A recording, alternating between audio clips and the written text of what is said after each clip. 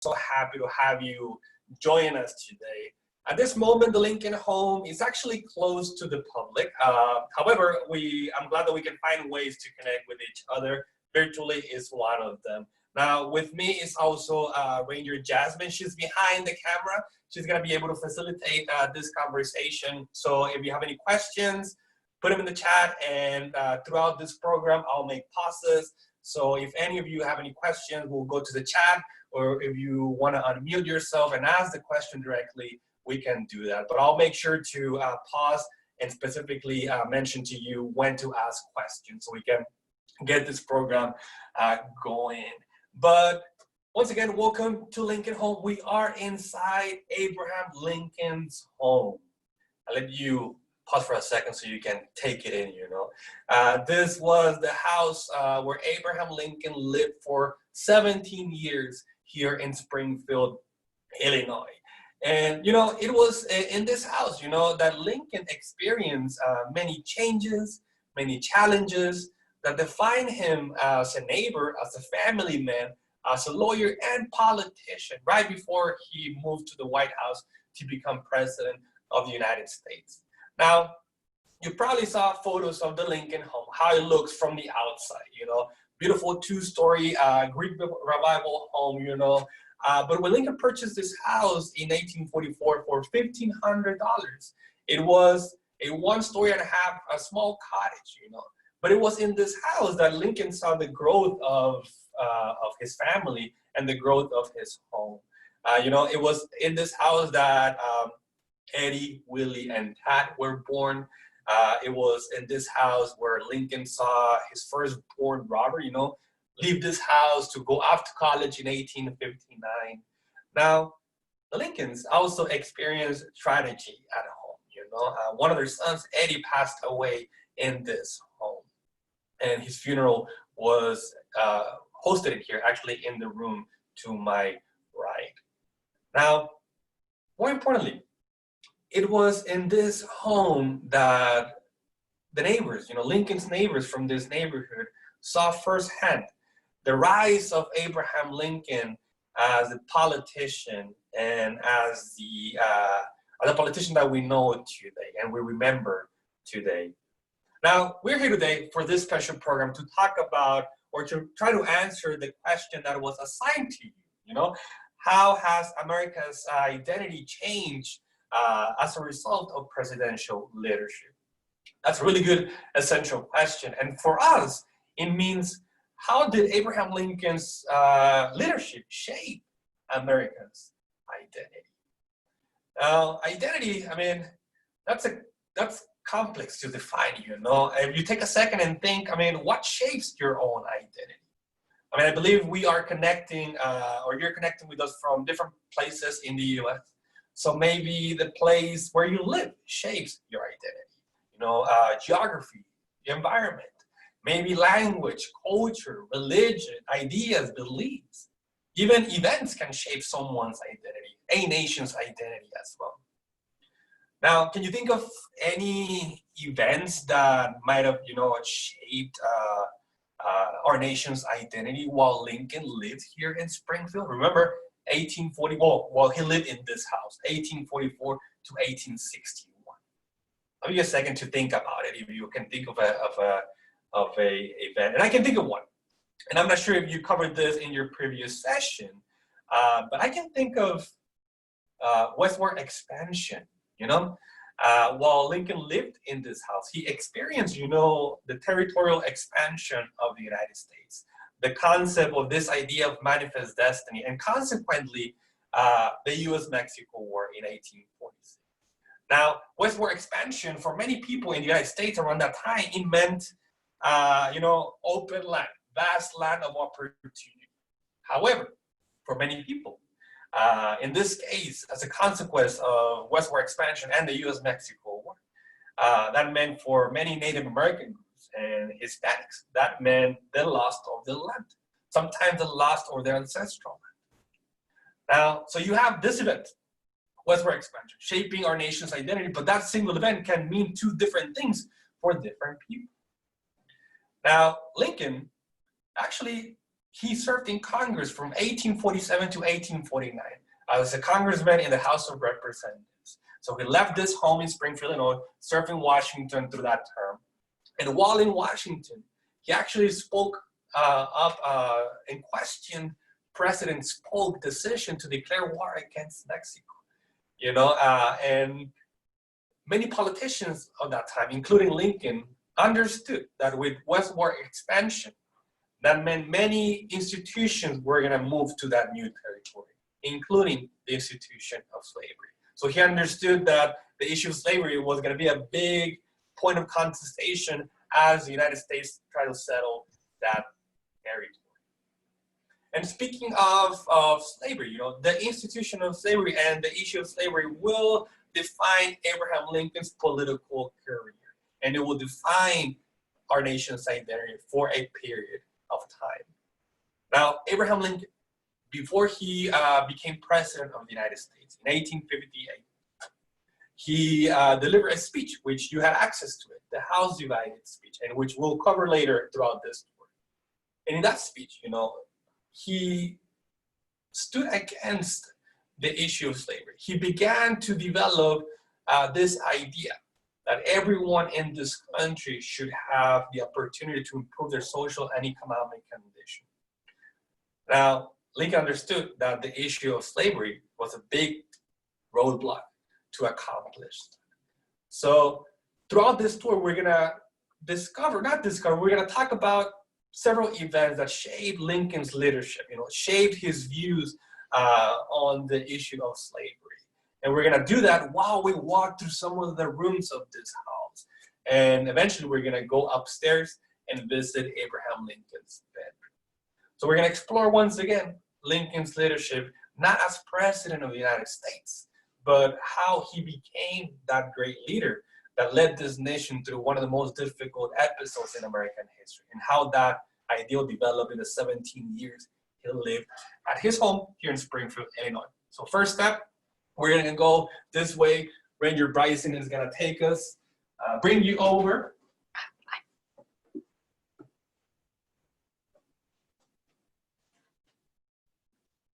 All right. Check this out. If you get crazy because of the wallpaper, you're not alone in this world, you know. And we are looking at the sitting room. Now, think of this room as the family room or living room. Now, in our current situation right now, we have been spending a lot of time at home. You know, we have to become creative and find ways we can have fun, entertain ourselves. You know, so I'm gonna allow you to take a second to share with us, you know, what are some of the activities you have been doing in your own living room? And if you have any answers to that, go ahead and type it in the chat, and Ranger Jasmine is gonna share it with me. What are some of the activities you have been doing in your living room? Because the point of this is I want you to know that you were not, or we're not too different from what the Lincolns did.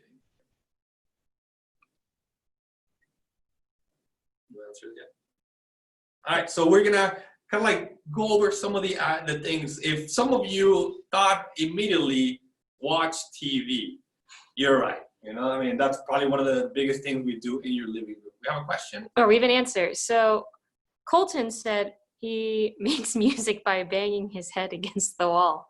Oh, making music. That's actually really interesting, you know, because in a living room, you can do pretty much whatever you want in order to have fun. You know, you can, if you watch TV, that's awesome. If you make music, listen to music, you know, if you want to go old school, maybe you are playing board games, you know, if not, maybe you're playing video games, you know.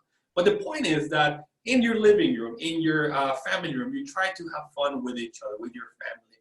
And that's not too different from what the Lincolns did in this area. You can picture Abraham Lincoln, imagine him sitting in one of these chairs, you know, reading a book, reading the newspaper, maybe Mary Todd Lincoln, you know, reading a book of poetry, sitting in that like upholstery chair on that corner. Maybe Lincoln, you know, we know that Lincoln would wrestle some of the times, you know, and every now and then he would wrestle here in Springfield. not on an official match, but with his children, you know, right here in the living room. And that's something that Mary Lincoln did not like. But sounds like fun, right? Now, Lincoln would also, you know, you can imagine Robert Lincoln, you know, playing a game of chess over here with his dad, or we have that weird looking box on top of that table. Ranger Jasmine is gonna get closer so you can see it, and that's the equivalent of the Xbox nowadays. That's actually the stereoscope. It's an original artifact that Abraham Lincoln purchased in the 1850s. And kids of that time who owned a stereoscope, such as the Lincoln boys, were able to use those cards on top of the table, put them in the stereoscope, look through those lenses, and you can see 3D images, which is actually really cool. So that's why I said kind of like the video game of the time. Now, one of the things I want to discuss with you today is I was telling you some of the events that happened while Lincoln lived. Now let's imagine Abraham Lincoln. You know, let's say he was sitting on that chair right there. You know, he woke up one morning, came down to the sitting room, you know, play with his boys for a while, and then he opened a newspaper. And we know that Abraham Lincoln, once he opened a book or a newspaper, that was it. There was no way you can distract him from it. And Abraham Lincoln probably opened a newspaper in 1854. Checked the front page, and then he suddenly read, Kansas-Nebraska Act has passed Congress, or through Congress. An act by Senator Stephen Douglas, senator from Illinois. Now, that was something that probably made Lincoln be concerned about, because the Kansas-Nebraska Act, that meant that, or that what Stephen Douglas tried to do with that Kansas-Nebraska Act was to reintroduce the concept of popular sovereignty. Remember, westward expansion, the United States government was trying to settle new territories. And the Kansas-Nebraska Act was trying to settle the northern part of the Louisiana Purchase, known as the Nebraska Territory. Now, for Lincoln, that meant, or for Stephen Douglas, popular sovereignty meant that people settling in that territory had the freedom to choose if that state was going to be a free or a slave state. For Lincoln, that was not a good idea, because Lincoln believed strongly in the document by our founding fathers that eventually they believed that slavery was going to extinct at one point in our country by prohibiting the expansion of it. But the Kansas-Nebraska Act did the complete opposite. It allowed for new territories to be settled and to take this institution to the rest of the United States. Now, Lincoln responded to Stephen Douglas. You know, Stephen Douglas visited Springfield, you know, trying to make a case for the Kansas-Nebraska Act. And eventually, you know, Lincoln listened to him, you know, putting those leadership skills into play, you know, listen to Stephen Douglas' argument, and eventually the next day Lincoln would defend his point of view, you know, and I have a few quotes here for you, you know, and Lincoln said, according to, or against the Kansas-Nebraska Act, Lincoln said, "No man is good enough to govern another man without that other's consent." And Lincoln continued to say, "There can be no moral right in connection with one man's making a slave of another." There can be no moral right to do that. Lincoln began to articulate this idea, you know, morality into this equation of the expansion of slavery. And there was just one event, you know, that eventually Lincoln would work against. But there's a few that also developed as Lincoln began to later on write his House Divided speech. And think about it, you know, how, as a leader, you know, how do you influence those people, the people around you, you know? Imagine Lincoln was against the expansion of slavery. He was not alone, but there was also people who supported Douglas' idea of popular sovereignty. So how do you navigate through that environment? Leaders, you know, they don't do this on their own. Lincoln definitely did not do this on his own. You know, he probably talked to friends, family maybe discussed the Kansas-Nebraska Act with Mary Todd Lincoln over dinner, you know, or maybe he invited people over to his house to discuss this issue that was affecting many people in the United States. And definitely Lincoln would not meet with them in the sitting room, because once again, this is a room where the family had fun, you know. Lincoln would eventually meet with them in the room next door, which are the formal parlors. So we're gonna continue walking down this, this hall. Ranger Jasmine is gonna show you more aspects of the sitting room.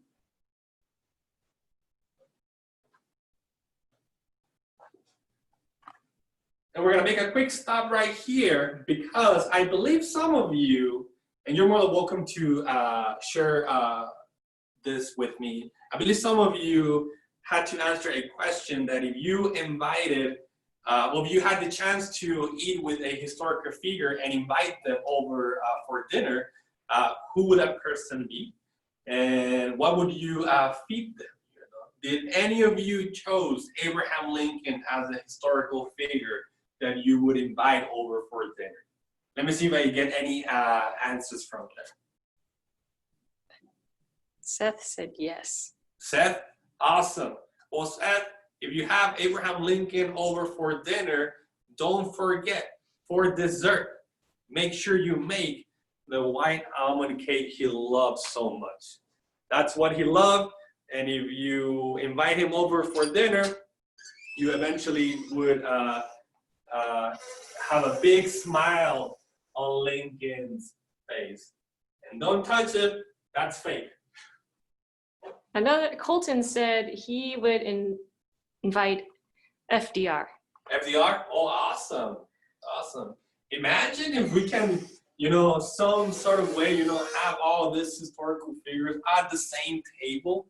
That would be awesome. Imagine all the great conversations, you know, or disputes that you can have over for dinner, like a normal Thanksgiving dinner, right?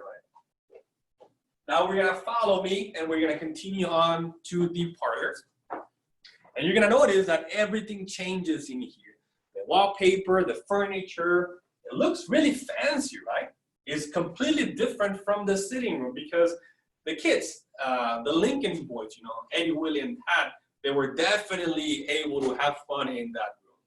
But these doors were mostly locked all the time because Mary did not like that the kids were inside this room because all the fancy furniture is right here. I mean, I'm afraid to even get closer to that because they look like a break really is. Now, the sitting room, it's interesting to understand the expansion of the Lincoln home because remember, it was a small house when they bought it.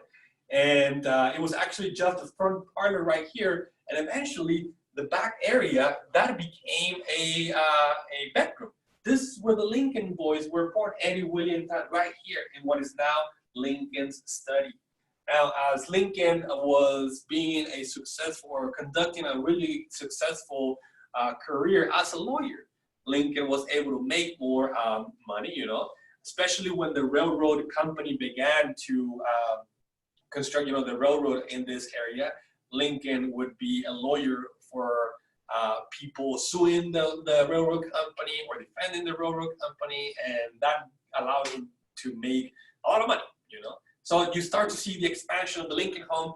Now it was a long parlor. Lincoln would actually close these doors right here in the middle, and Mary Todd Lincoln can have friends over, and Lincoln can have some quiet time in here. And Ranger Jasmine is showing you this area because I want to give you a quick note of a historical note that happened later on in the Lincoln home, which is critical to understand what Lincoln accomplished later on. You know, it was in this room that Abraham Lincoln was officially offered the nomination to run for president in the 1860 election. So you can literally say that the path to the White House began in this room in front of your screen. Now, let's imagine Abraham Lincoln, you know, once again, you know, he loved to read. So we can assume that he read a lot of newspapers. He subscribed to some of them, you know. I think one of them was the Chicago Tribune, you know, he would get that newspaper. And Lincoln probably closed his doors, you know, one morning, probably in 1857. 1857, sat down in his chair, you know, started to read that newspaper. or maybe he invited someone over to discuss a new controversial Supreme Court decision. And that would be the Dred Scott decision. I'm going to give you a quick overview of that case. Dred Scott was a man born into slavery in Virginia.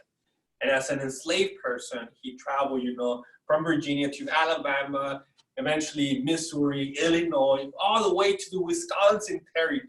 And I believe you covered what a state and a territory was in your previous session. So now he went all the way to the Wisconsin territory.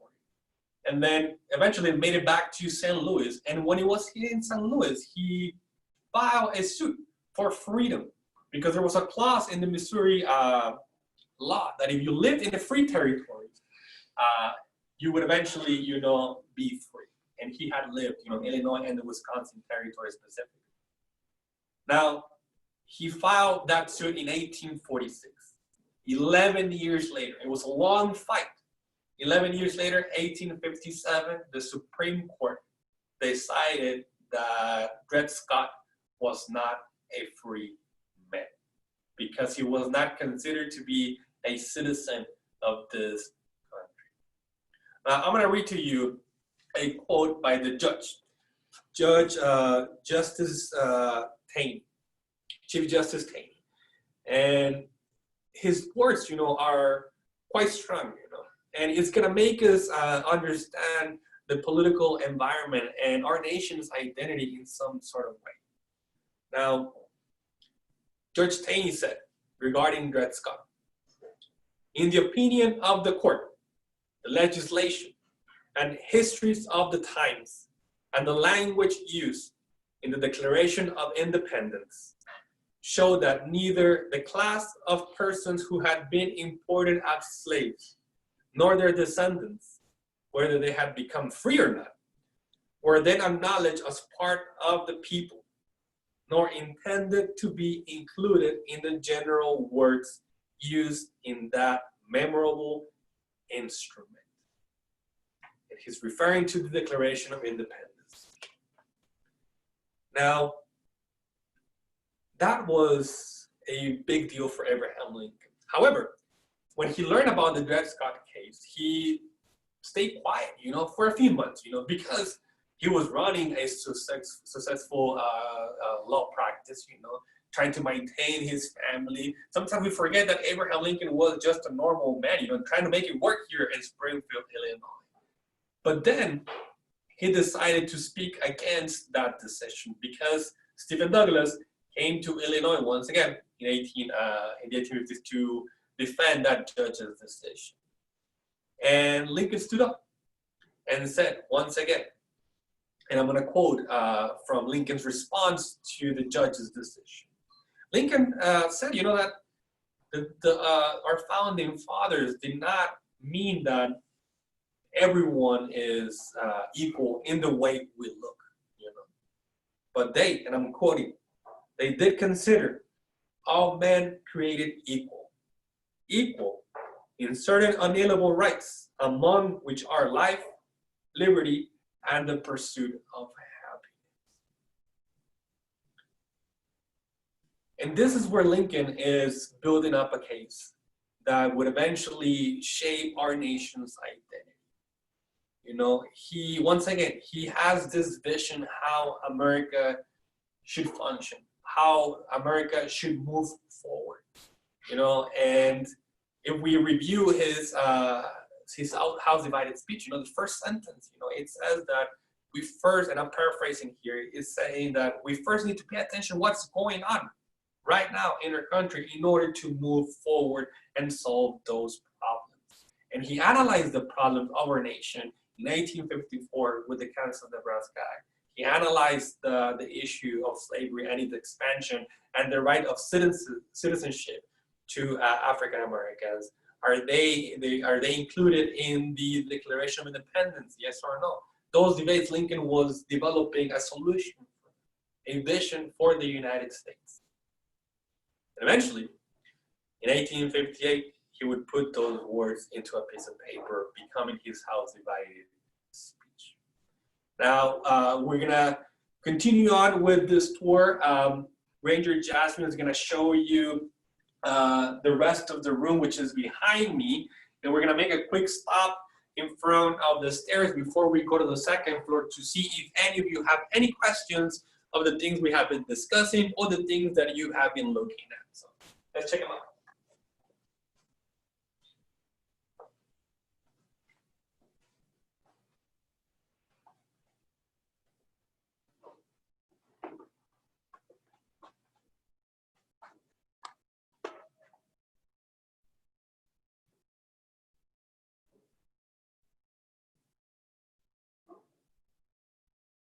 All right, everyone, if you have any questions at this point of either the Kansas-Nebraska Act or the Dred Scott decision or any of the artifacts or any questions you have so far from the first floor, let me know at this time. If you wanna come speak out, we can do that. Or if you have any questions or you wanna type them in, go ahead and do that. Ranger Jasmine is waiting for your questions.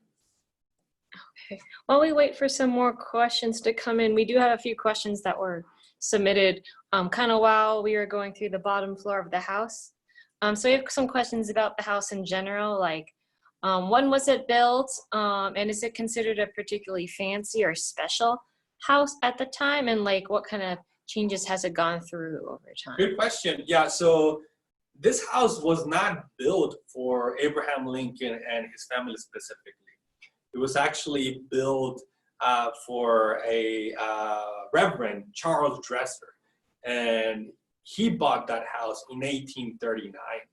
You know, but then that same Reverend, he was actually the Reverend that married Abraham and Mary Lincoln in 1842. And 2 years later, he sold this house to the Lincolns for $1,500. And you know, the house at this time when they bought it, you know, it's 1.5 story house, you know, was considered, you know, a normal house, you know.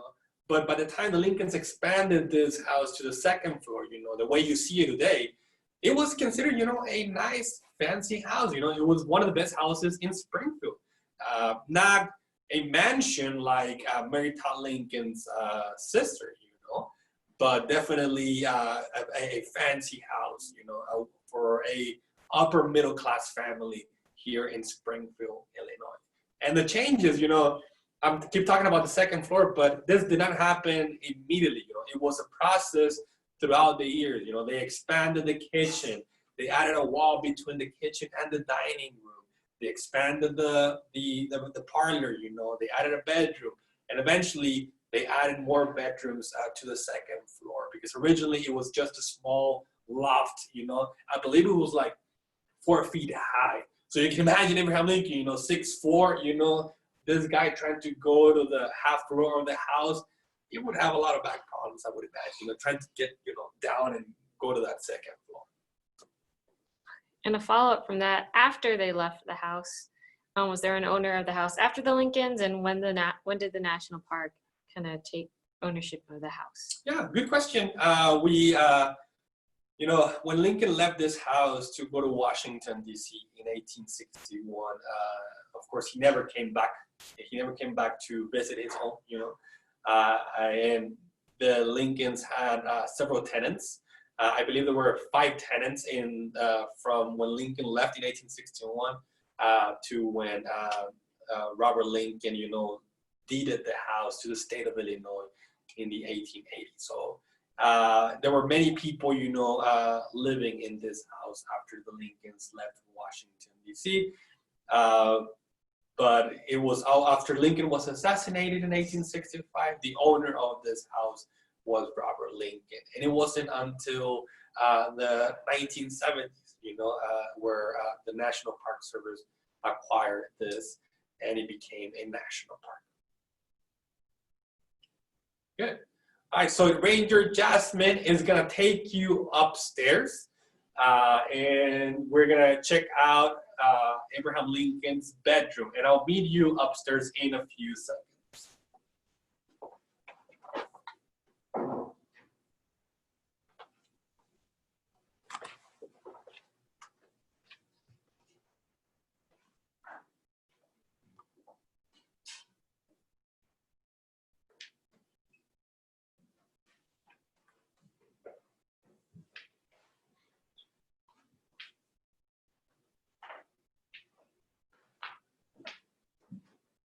So this is the guest bedroom.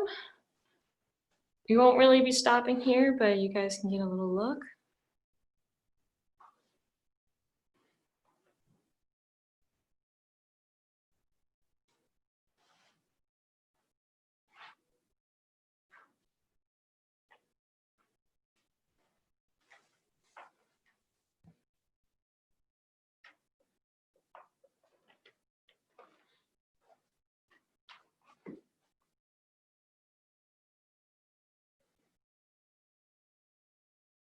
All right, so you are looking at Abraham Lincoln's bedroom, and it's one of my favorite bedrooms because, I mean, this is literally where Abraham Lincoln took a nap after a long day in the office. You know, we think of Abraham Lincoln as this great leader, you know, but he was just an ordinary man, you know, that after a long day in the law office, would just come upstairs, you know, and maybe take a nap in his bedroom.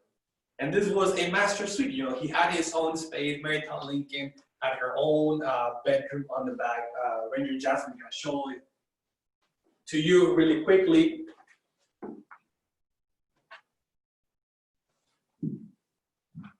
Crazy wallpaper, right? And there's an advantage of having, you know, two separate or a division in this master suite, because Abraham Lincoln could easily close these doors right here and eventually have some quiet time for himself. So this was not only his bedroom, maybe an office. I mean, think about yourself, especially right now, you know, as many of us are teleworking, you know, trying this distance learning. We might use our own bedrooms as our classroom or office, you know. You can get on the bed, start typing, get on the iPad and whatnot. For Lincoln, of course, no laptop, right? But he has his own desk.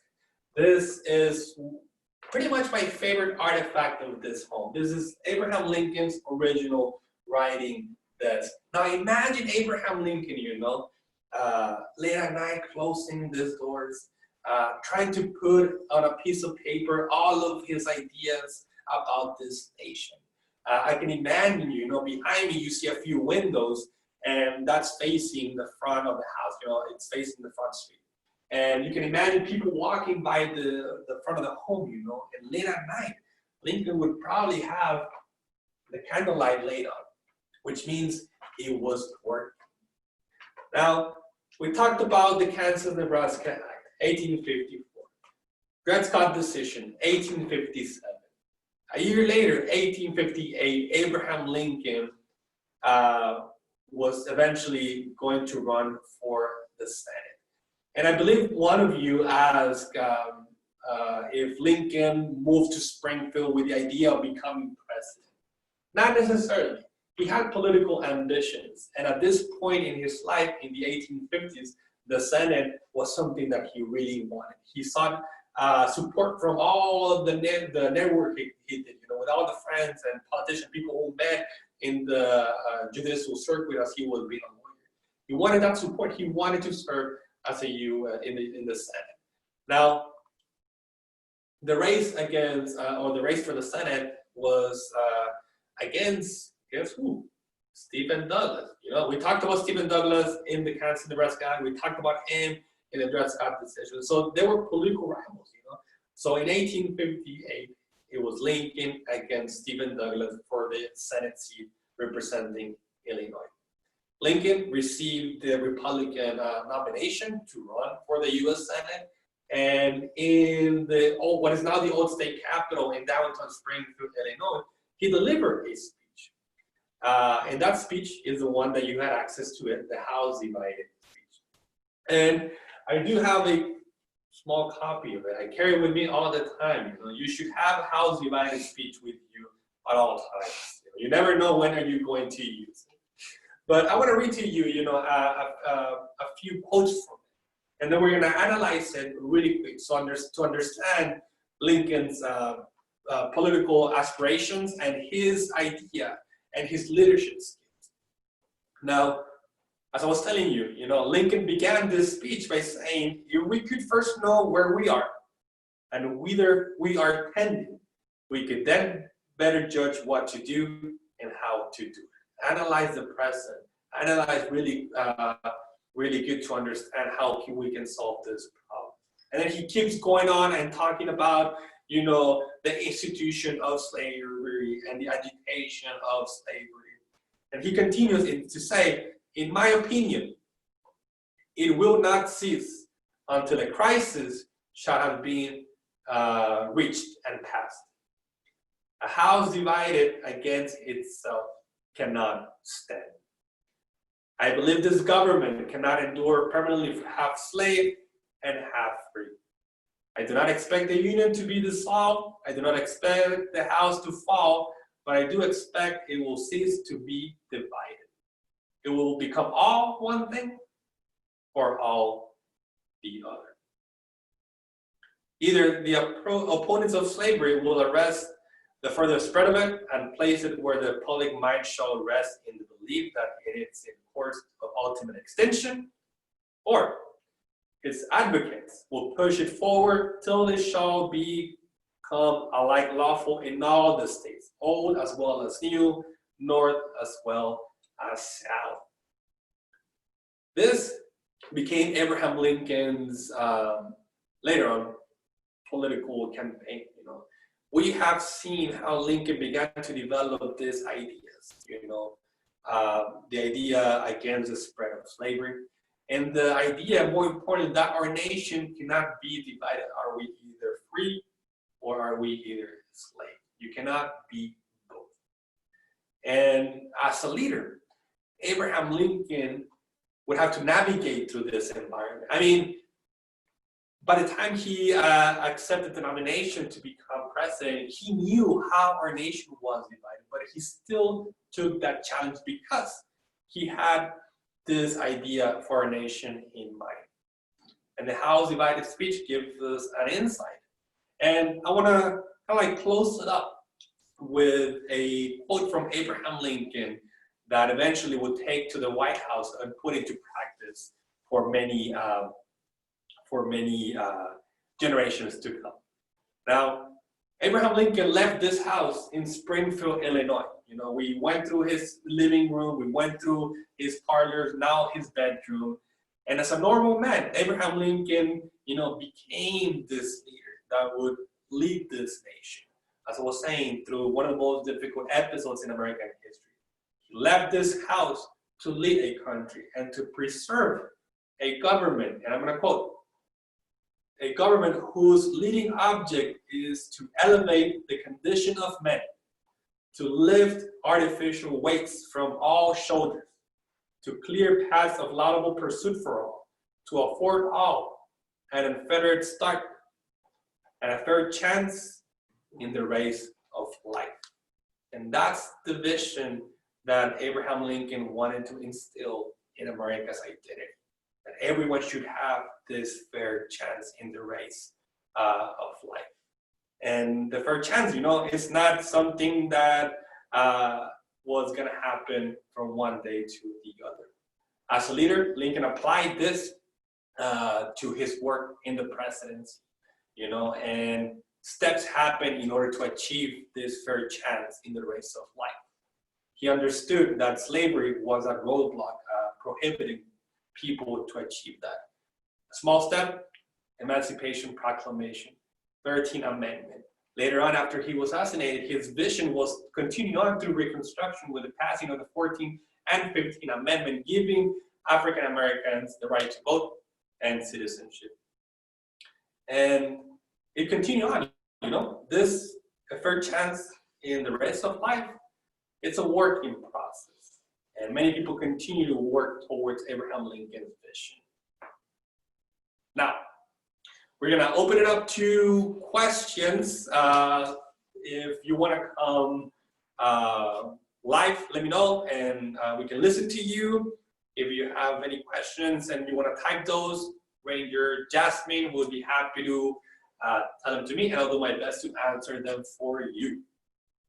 Okay, well, we'll start off with some of the questions that were pre-submitted ahead of time to give some people more time to put some into the chat as well. So a question from Alexandra, did Lincoln have a different home before Springfield? Yes, he did. this is the only house he ever owned, but before that, he definitely, had houses. We know the story of Lincoln, born in a log cabin, and he lived, in a log cabin for quite a while, first in Kentucky, later on in Indiana. When he moved to New Salem in Illinois, he lived, in log cabins, at a tavern, in inns, and eventually in his own home. But this was not it, right? I mean, in 1861, he moved to a bigger house, the White House. So yes, he had other houses, but this was the only one that he ever owned. Okay, another question we have from Marcial. Hope I'm pronouncing your name right. After Lincoln became president, did he ever come back to this house to visit? He did not. He did not. As we know, the conclusion of Abraham Lincoln's life, he was assassinated in 1865. But from 1861 to 1865, he never came back to Springfield, to his home. Mary Todd Lincoln, his wife, she never came back to this home.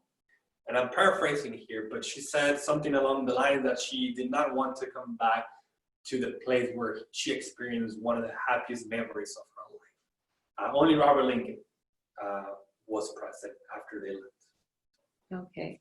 And then Victoria, before, pre-submitted a question. How old is the house? Well, let's see. We consider, when it was first purchased by Charles Dresser, 1839 to today, it's approximately, I want to say, 180 years old, 181 years old, something along those lines. It's an old house. that would be the best thing. It's an old house. Okay, Amy has a few questions. What are the mattresses and pillows made out of? Do we know that? I'm not sure. I mean, I know the mattress is box spring, Uh-huh. but I don't know necessarily if it's like what specific feathers are. But that's a good question. Good observation, I mean, the thing I can say, I think it is really uncomfortable by the way it looks, Also, how many rooms are there in the house? I think there's 12 rooms, if you consider every single room. One of the things that we would not see today is the Lincoln's boy bedroom and the hired girl bedroom and the kitchen. Other than that, I mean, we pretty much saw all of the house. But if you go to our website, nps.gov/LIHO, LIHO, there's a few virtual opportunities that you can take advantage of, that you can actually do a virtual tour of the whole house. And there's cool photos and things like that. Next question, Vishal, I believe that's how you say it, asked, were slaves employed in building houses in Springfield, Illinois? That's a good question. Look, from my understanding, Illinois was a free state. However, there were a few laws implemented here that limited the rights of African Americans free, even though they were free. They were known as the Black Codes. So I imagine there's more to that. But in my experience reading about, African Americans in Illinois, I know there was, even though this was a free state, it was not necessarily that, we have, people fighting for African American representation and citizenship, we have a gentleman by the name of John Jones who said, in 1864, in the 1860s, saying that, we are American citizens, even though the Emancipation Proclamation already passed. So where the debates are. Okay, our next question is from another individual. What important decisions did Lincoln make during his time as president and in the Civil War? For one of them, as president, I think one of the biggest decisions he made, and we just celebrated that, Juneteenth, the celebration of freedom, the passing of the Emancipation Proclamation, which officially passed on January 1st, 1863. but it was later on celebrated, you know, in Texas in 1865, and that became Juneteenth. You know? But I feel like as President Lincoln, with the passing of the Emancipation Proclamation, was a step, you know, a step towards what he believed in, because that built up later on the momentum during the war to have officially United States colored troops, African Americans fighting in the Civil War officially to gain freedom and to liberate others. So I think that was a big decision that Lincoln made. And eventually evolved, you know, into the 13th Amendment as well, which abolished, you know, the slavery in the United States.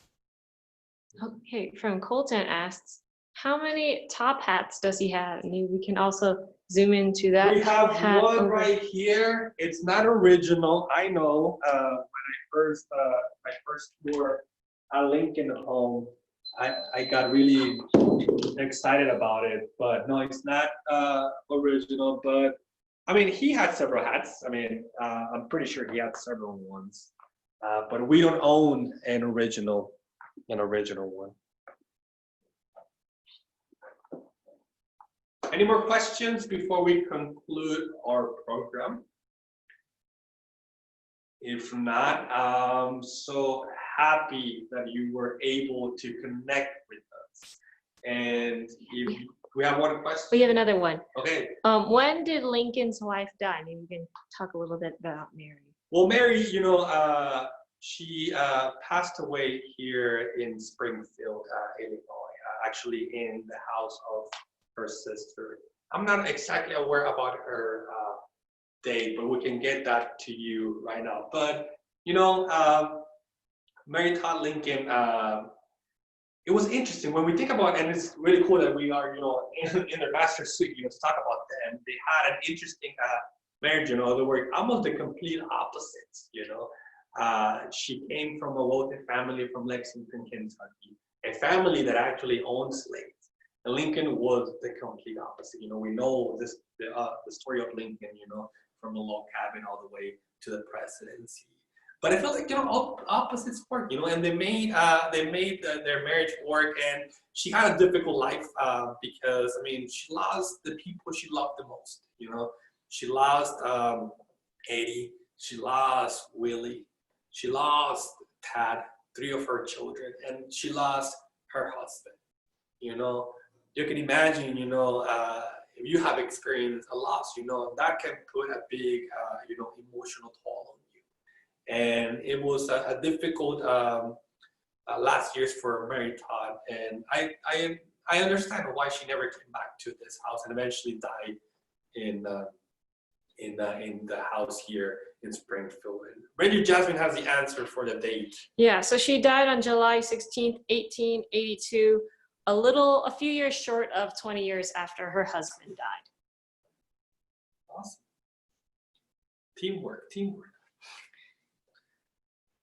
All right, well, I think I want to say thank you once again to everyone. It was a pleasure to have you here at Lincoln Home National Historic Site. If you have more questions, feel free to submit them to Amy, and she can send those to me via email, and I'll be happy to reply to each one of you to keep this conversation going about Abraham Lincoln and his leadership here in Springfield, Illinois. Not yet as president, but eventually, you know, what he built up here as he moved to become that great leader that we know of.